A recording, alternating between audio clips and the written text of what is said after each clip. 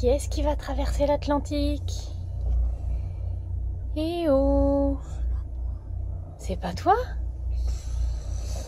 Bah alors tu restes là? Tu viens pas avec nous? C'est le grand jour! On part! Ah, on quitte Mindelo pour la traversée. Bon, on a failli ne jamais partir, étant donné toutes les personnes qui nous passaient des coups de fil avant le départ. Mais ça y est, on part. Timothée est réveillé. Pas complètement. Oui. Comment ça se fait qu'on soit pas en mer?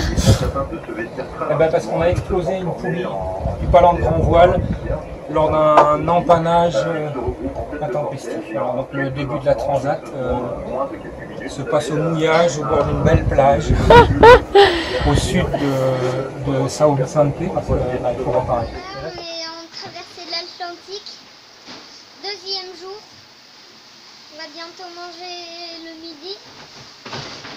Un très bon repas, pâte steak avec omelette aux tomates et en dessert banane flambée. Alors voilà, c'est le troisième jour. On a enfin réussi à mettre le ski après deux tentatives un peu ratées. Maintenant on avance plutôt bien.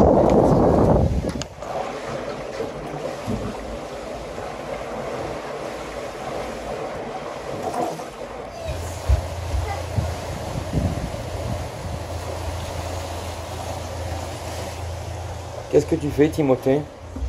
Bah, je joue au foot, j'ai construit des cages de foot. J'ai pris un filet c'était au début pour protéger les verres de confiture. J'ai pris pour faire mon filet. Ensuite, j'ai pris du carton, tout simplement. Et avec des trombones, je les ai attachés. Pas compliqué, hein, comme travail. Bravo. Que ça donne. Ah, il y a une alarme à IS, ça veut dire qu'il y a un bateau qui est pas loin de nous. Voilà. On a fait à peu près un tiers du chemin. Bonjour à tous, on est au 5e jour de notre transatlantique. On est à un peu plus de 600 000 du Cap Vert, donc bientôt on aura fait un tiers du chemin. C'est pas pour l'instant la plus longue navigation en termes de distance, mais la plus longue en termes de temps. Alors hier matin, j'ai voulu mettre en route le moteur tribord pour recharger les batteries et j'ai oublié de le mettre au point mort. Apparemment on a perdu l'hélice tribord. Il n'y a plus de propulsion, c'est un peu la catastrophe. On peut recharger quand même, mais on ne peut pas utiliser le moteur tribord. Je ne sais pas comment on va faire. Je pense qu'on ira au mouillage à Salvador et ensuite il faudra commander la pièce. Ou au port si on a besoin. Mais non, le port ça va être difficile parce qu'avec une seule hélice on marche en crabe et on ne peut pas manœuvrer sauf difficilement et c'est difficile de se mettre sur une place. Voilà, donc notre balade entre les îles de la baie de Salvador est un peu compromise. Bon, cela dit, il fait beau, on est dimanche, et le bateau marche bien, entre 6 et 7 degrés. L'eau est à 29 degrés, mais on ne peut pas se baigner parce qu'on va trop vite. Et on s'approche de l'équateur, donc de la poteau noir, de la zone intertropicale de convergence. On espère passer le plus vite possible. Et oui. Quoi? Et aussi, cette traversée, ce début de traversée était très très agréable. Bon bah tant mieux. Petit grain devant nous. Et Michel s'en va à l'eau. En plein milieu de nulle part. Une hélice de perdu parce que on ne sait pas si on a une hélice de perdu ou pas. Voilà, donc il va aller vérifier l'hélice tribord. Ah, il est mort? Non, pas encore. À mon avis, il va lui falloir un petit peu de temps quand même pour... Mais on va arriver au poteau.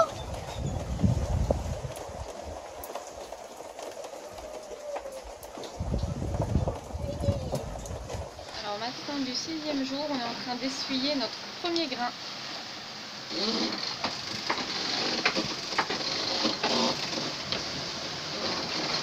On est content parce que le bateau va être bien rincé. Et puis nous, ça nous rafraîchit. Premier grain de l'équateur. Un premier vrai grain. 6, 4, 2, 1. Attends, ça y est, on remonte. On a passé la ligne. On a passé la ligne de l'équateur. Alors donc on va fêter ça au champagne. Bien que ce soit... Et moi? Eh ben toi, tu te brosses. Ah bon? Voilà, alors bon, cet après-midi, il va y avoir les cérémonies de passage de ligne. Hein. Alors là, ça va pas rigoler. Hein. Bon, alors, vous savez que vous avez passé la ligne, mais maintenant vous devez être baptisé.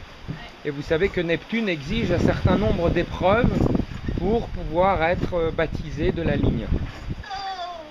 D'accord? Donc, vous allez réaliser la première épreuve avant le baptême. C'est quoi? Alors, cette épreuve, elle consiste à faire 2 fois le tour du bateau à 4 pattes. En disant toujours, en baissant la tête, en disant merci grand maître, merci grand maître, merci grand maître. Parce que moi, je suis le grand maître Pompilius Michelius Fischbacchus. Et c'est Neptune qui m'a donné ses pouvoirs. D'accord?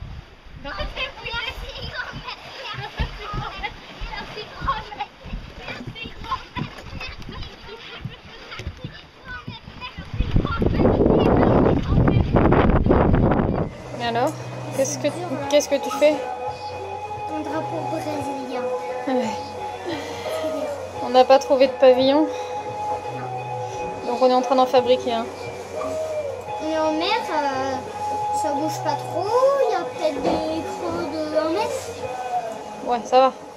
Mais bon, pour peindre, c'est quand même pas facile. Voilà, on a le... on a pêché un thon avant-hier. Hier, sous la pluie. Donc aujourd'hui, ce soir, on fait des sashimi. Et après, pour fêter la ligne, qu'est-ce qu'on mange? Des crêpes. Oh, super. On a passé l'équateur avant-hier, on se dirige vers le Brésil, on est à peu près au niveau de Fernando de Noronha. On se fait arriver si on allait là-bas, mais on n'ira pas parce que ça coûte vraiment trop cher. Et aujourd'hui, on va larguer une des balises éphémères. Ça, c'est des balises qui étudient tous les océans du monde, il y en a 4000 à peu près. Et Caretta va en poser 2. Donc on a choisi ce carré-là, qui est un carré où il n'y a presque pas de balise. En fait, ce carré-là, il n'y avait pas du tout de balise, mais on ne pouvait pas parce que c'était cette nuit. Donc là, on va le faire ce matin. On va larguer une balise ici. Voilà.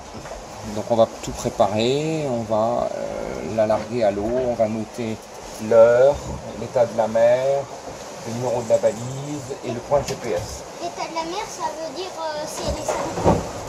Non, si elle est mauvaise ou pas. Alors on va mettre à l'eau la balise. La première balise, la mer, va partir à l'eau.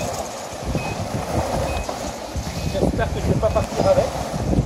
Ouais, t'essayes de mettre que la balise à l'eau. Hein.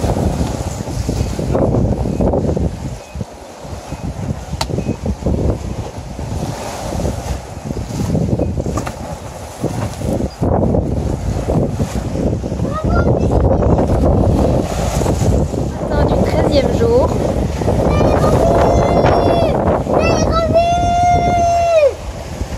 Ah, on aperçoit la côte. On la voit bien. Très bien. Voilà, on arrive à Salvador de Bahia, gigantesque ville qui donne le vertige après 13 jours de mer et 4 mois d'Afrique.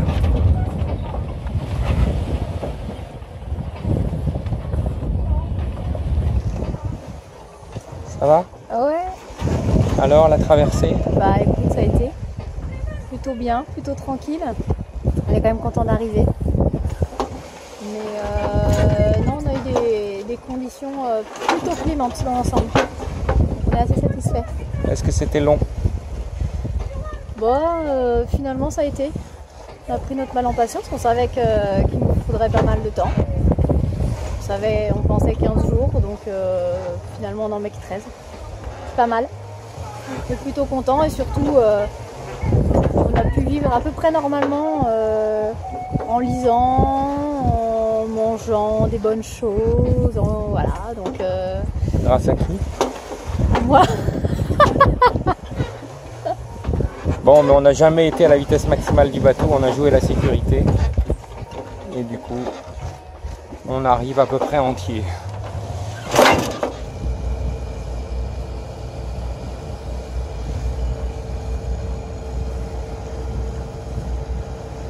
Ça y est, Timothée? T'as préparé les pare-battages? Pas de penser là-bas. T'as préparé les pare-battes? Ouais.